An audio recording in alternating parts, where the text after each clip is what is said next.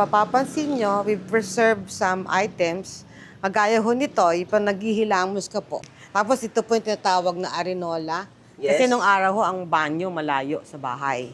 Kasi di ba usually hall lang po yun eh.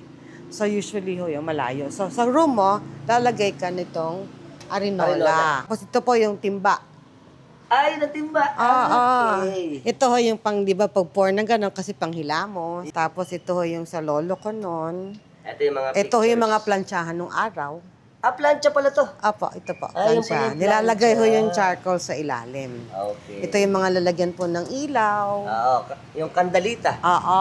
Ito po, meron po kami nung sa Sa baril. mga remnants po. Oo. Piston ng mga Spanish po. Tsaka Opo. yung collectibles nila ng mga Stamp po. stamp nung araw. Oo. Tsaka ito ho yung mga activities po ng mga dito ho sa Bulacan.